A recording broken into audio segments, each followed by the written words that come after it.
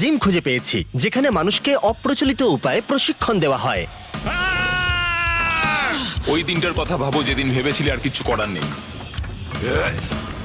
বো Jones, Shelby Estocado, Brandy Fields, Nafli Mendoza. Ryan Chan. এটা 2009 এর কথা, যখন আমার 19 বছর বয়স ছিল। 4 বছর আগের কথা। সবকিছু পরিবর্তন হয়ে যায়। আমি একটা ল্যান্ডমাইনে পা রেখেছিলাম, আমার দুটো পাই বাদ গেছিল। আমি একটা ট্রিপল অ্যাওর্টিক অ্যানারিজমে ভুগছি।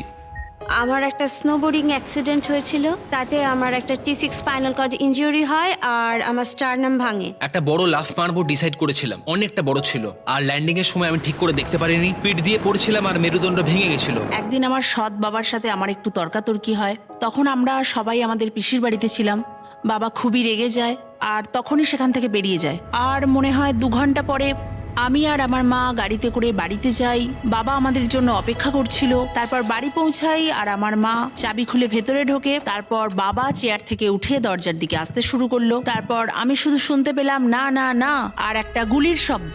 আমার দৃষ্টিকোণ থেকে আমি ভেবেছিলাম যে বাবা আমার মাকে গুলি করেছে। আর আমি যেই দরজা খুলি, সে বিনা দ্বিধায় আমাকে 3 বার গুলি করে। আর আমি সঙ্গে সঙ্গে প্যারালাইজড হয়ে যাই এবং তারপরে আমার আর কিছু মনে নেই। আমি শুধু কল্পনা করতে পারি এই ভয়ঙ্কর অনুভূতিটা, যে এটা তাদের বাকি জীবনের ওপরে কতটা গুরুত্বপূর্ণ প্রভাব ফেলবে। আমার যে মাইন্ড সেট আপ ছিল সেখানে আমি খুবই স্ট্রাগল করেছি। আমি একজন 21 বছর বয়সী আর্মি সোলজার ছিলাম, আর হঠাৎ একদিন জানতে পারলাম যে আমি নিজে হতে আর খেতেও পারছি না। আমার মানসিকতা খুব নেতিবাচক ছিল। সত্যি বলতে আমার এই জীবনের প্রতি ঘৃণা চলে এসেছিল। আমি খুব কেঁদেছিলাম এবং সেই দুর্ঘটনার কারণে আমাকে যে যন্ত্রণা সহ্য করতে হয়েছিল তার সাথে আমি লড়াই করছিলাম। সব সময় নিজেকে প্রশ্ন করছিলাম, এই জীবনে আমার বেঁচে থেকে কি হবে, মানে এই জীবন কি বেঁচে থাকার যোগ্য?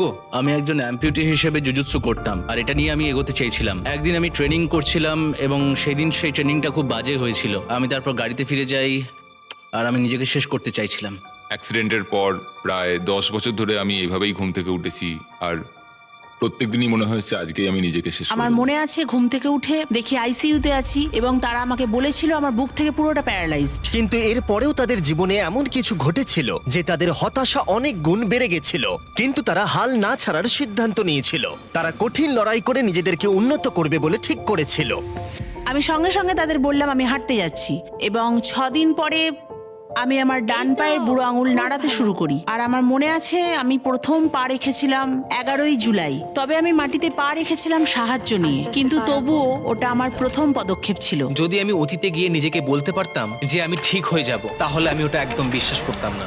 আর বিশেষ করে এটা যে আমি একদিন প্লেন ওড়াতে পারবো এবং আমি আমার সব থেকে ভালো বন্ধুর সাথে একটা কোম্পানি শুরু করব এবং বাবা মা আমার উপর গর্বিত হবে।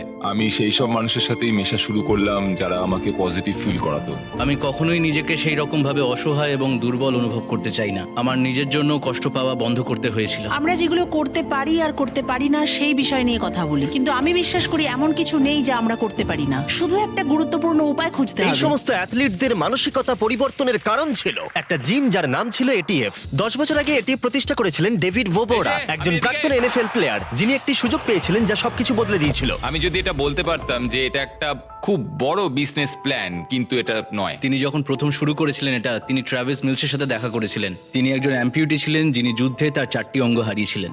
আমি ডিরেক্টলি ওর কাছে গেলাম কোনো হেজিটেশন ছাড়া, আর চোখে চোখ রেখে জিজ্ঞেস করলাম এক হাতে কতগুলো বেঞ্চ প্রেস মারতে পারবে। আর ও এটা শুনে বলল, তুমি কি বললে আমাকে? ও হাসলো আর বলল যে কেউ আমার কাছে এসে এরকম কথা আমাকে জিজ্ঞেস করে না। আমি ওকে দিয়ে শুরু করলাম, তারপর আরেকজনকে পেলাম, তারপর 10 জন, তারপর 20 জন। তারপর আমি নিজেকে বোঝালাম যে এবার আর পিছিয়ে আসতে পারবো না। কিন্তু ডেভিডের মতো আর কেউ কি এসব করবার জন্য এনএফএল এর মতো কেরিয়ার ছেড়ে দেয়? তবে এর উত্তরটা অতীতে রয়েছে। 16 বছর আগে ডেভিড ভোবোরা এনএফএল এ তার কেরিয়ার শুরু করেছিলেন এবং খুব অল্প সময়ের মধ্যেই তিনি খ্যাতি অর্জন করেছিলেন। কিন্তু হঠাৎই এই সমস্ত সম্ভাবনা একটা বড় প্রশ্নচিহ্নের মুখে পড়ে গেছিল। কাঁধে ভয়ঙ্করভাবে আঘাত লাগার ফলে ডেভিডকে হসপিটালে ভর্তি করা হয়েছিল এবং তাকে পেন কিলার দেওয়া হয়েছিল, এবং তিনি ওপিওড ক্রাইসিসে আক্রান্ত 16 মিলিয়ন মানুষদের মধ্যে একজন হয়ে গেছিলেন। এবং রিহ্যাবে যাওয়ার পরে এটা পরিষ্কার হয়ে যায় যে তার প্রো ফুটবল খেলা বন্ধ হতে চলেছে। আমি প্রায় অনেক রকমের ড্রাগস জীবনে ইউজ করেছি, আর এমন কোনো ড্রাগ নেই যেটা আমেরিকান প্রো ফুটবলের থেকে বেশি পাওয়ারফুল। ট্যাকেল করা, স্টেডিয়াম থেকে চেল্লানো, এর থেকে ভালো অনুভূতি আর কিছুতেই নেই। তোমার মনে হবে যেন তুমি আকাশের মধ্যে রয়েছো, তুমি সবচেয়ে শক্তিশালী, সবচেয়ে পাওয়ারফুল। আমার দারুণ লাগতো, কিন্তু সেটা কিছুক্ষণের জন্যই। আর তখনই আমার মনে হতো আবার এই অনুভূতিটা পেতে গেলে আমার ড্রাগস নিতেই হবে। ওটাতে আর আমি এখন যা করছি তার মধ্যে পার্থক্য হলো, যখন কেউ ওই বেলটা বাজায় তখন আমি বুঝতে পারি যে আমি কিছু করতে পেরেছি কারোর জন্য। আর এই অনুভূতিটা সত্যি অসাধারণ, এবং এই অনুভূতিটা যখন হয় তখন আমি বুঝতে পারি যে আমি ঠিক জায়গায় আছি, ঠিক সময় আছি। শুধু পার্থক্য এটাই যে এই অনুভূতিটা আমার কাছে থেকে যায়। এই জিমটা নিয়ে আমার ভাবনা এটাই যে আমি কখনোই ওদের জন্য পৃথিবীটাকে বদলাতে পারবো না, কিন্তু আমি ওদেরকে পৃথিবীর জন্য বদলাতেই পারি। তাই স্বাভাবিকভাবেই আমরা ডেভ এবং এটিএফ অ্যাথলিটদের সম্পর্কে জানতে আগ্রহী ছিলাম। তাই আমি ড্যান এবং ড্যারেনকে টেক্সাসে পাঠিয়েছিলাম কিভাবে বিস্ট ফিলান্থ্রপি সাহায্য করতে পারে। এটিএফ হলো শারীরিক অথবা আঘাতজনিত প্রতিবন্ধীদের জন্য একটা ফ্রি জিম। এখানকার বিশেষত্ব হলো তাদের সিস্টেম, যাকে তারা বলে সোয়েট ইকুইটি। এখানে সব থেকে বড় ব্যাপার, আমরা এখানে সবাই মিলে ওয়ার্কআউট করি এবং একসাথে ঘাম ঝরাই। আর এইভাবে তারা ওয়ার্কআউট করে। চলো চলো তাড়াতাড়ি তাড়াতাড়ি, কাম অন, তুমি পারবে।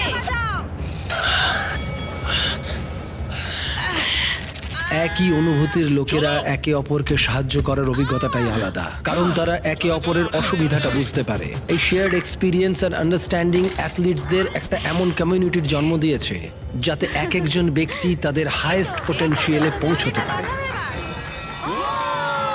আমরা তখন বেল বাজাই যখন আমাদের নিজেদের পার্সোনাল পিয়ার হিট করি, মানে আমরা যেটা কখনো করতে পারবো না ভাবি, যখন সেটা করে ফেলি তখন বাজাই। আর সেই মুহূর্তটা সবাই সেলিব্রেট করে, আর সবাই তখন জিম করা বন্ধ করে ইয়ে করে চিয়ার আপ করে। এটা আমাদের জন্য একটা খুব ইম্পর্ট্যান্ট লেসন, যে আমাদের নিজেদের লড়াই এবং অ্যাচিভমেন্ট অন্য কারুর মনোবল বাড়াতে সাহায্য করছে। কখনো এটা মনে হয় যে অন্যদের সাহায্য করতে গিয়ে আমরা নিজেদেরকেই সাহায্য করছি। আমি অ্যাডাপটিভ ট্রেনিং ফাউন্ডেশনে আসার একটা সুযোগ পেয়েছি, আর এটা আমার জীবনটাই বদলে দিয়েছে। যখন ওয়ার্কআউট প্রায় শেষ, তখন ব্র্যান্ডি একটা নতুন পার্সোনাল ওয়েট লিফটিং রেকর্ড করার চেষ্টা করছিল। আমার মনে হচ্ছিল আমি পারবো না, কিন্তু তাও আমি চেষ্টা করলাম। আরেকটুর জন্য হলো না। সবাই আমার কাছে চলে এসেছিল আর আমাকে চিয়ার আপ করছিল। আমি অনেক সাপোর্ট পেয়েছি। আমার তখন মনে হচ্ছিল যে এই ওয়েটটাকে তোলার জন্য আমি সবকিছু করতে পারি। চলো চলো, হয়ে যাবে, চলো চলো, আরেকটু চলো। এই তো, তুমি পেরেছো, খুব ভালো, তুমি পেরেছো ব্র্যান্ডি। আমার গর্ব এদের মধ্যে হচ্ছে। থেকে প্রত্যেকে এটা ঠিক করেছে যে তারা নিজে থেকে হার মানবে না, আশা ছাড়বে না, ভেঙে পড়বে না, বরঞ্চ তারা উঠে দাঁড়াবে এবং এই যে নতুন পরিস্থিতি যা তাদের সামনে এসেছে তার তারা সম্মুখীন হবে। তুমি পেরেছো। আমি পেরেছিলাম, আর আমার সত্যি দারুণ লাগছিল। এটা এমন একটা জিনিস ছিল যেটা আমি ভাবিনি কোনোদিনও করতে পারবো। কিন্তু 220 পাউন্ড তোলা খুব একটা সহজ ছিল না। এই সমস্ত অ্যাথলিটদের অবিশ্বাস্য মনোবল দেখার পরে আমরা ঠিক করেছিলাম ডেভ এবং এটিএফ জিমকে কিছু একটা সারপ্রাইজ দেব। আর তার জন্য ড্যান এবং ড্যানেন একটা গেম সেট আপ করলো। নিয়মটা বুঝে নাও, এদিকে এসো। যতবার তুমি এটা আমার হাতে ক্যাচ দিতে পারবে, প্রত্যেকবার আমি তোমাকে $50,000 করে দেব। $50,000 যদি তুমি ধরতে পারো। যতবার তুমি মিস করবে তুমি আমাকে $1,000 করে দেবে। কতটা দূর থেকে ছুটতে হবে? তুমি যেখান থেকে খুশি ছুটতে পারো। 50,000। হ্যাঁ। ও জানতাম এরকম কিছু একটা হবে। লাস্ট থ্রোটা ডেভিডকে ড্যানের উপরে নির্ভর করে থাকতে হবে, কারণ ড্যারেনের কাছে একটা টুইস্ট ছিল। যদি ড্যান মিস করে তাহলে তুমি কিচ্ছু পাবে না। ড্যান কি এই প্রেশারটা সামলাতে পারবে সেটা তোমরা নিজেরাই দেখে নাও। কিন্তু ডেভ এটিএফের জন্য $2.5 লাখ পাচ্ছে কিনা সেটা দেখবার আগে আমি আমাদের পার্টনার স্ট্যান্ড টুগেদারকে একটা ম্যাসিভ শাউট আউট দিতে চাই। স্ট্যান্ড টুগেদার কিছু সময়ের জন্যই অসাধারণ কাজটাকে সমর্থন করেছিল, এবং যখন তারা জানতে পারলো আমরা এটিএফের জন্য কাজ করছি তখন তারা ডোনেশনের পরিমাণটা অনেকটা বাড়িয়ে দিয়েছিল। বিস্ট ফিলান্থ্রপির মতো স্ট্যান্ড টুগেদারও বিশ্বাস করে যে মানুষ নিজের ক্ষমতাকে অনেকটাই বাড়িয়ে তুলতে পারে নিজের প্রতি বিশ্বাস থাকলে। এবং ডেভ এটা দেখিয়েছে যে মানুষের প্রতি ভরসা এবং ভালোবাসা থাকলে মানুষ অনেক কিছুই করতে পারে। আবার ভিডিওতে ফিরে আসা যাক।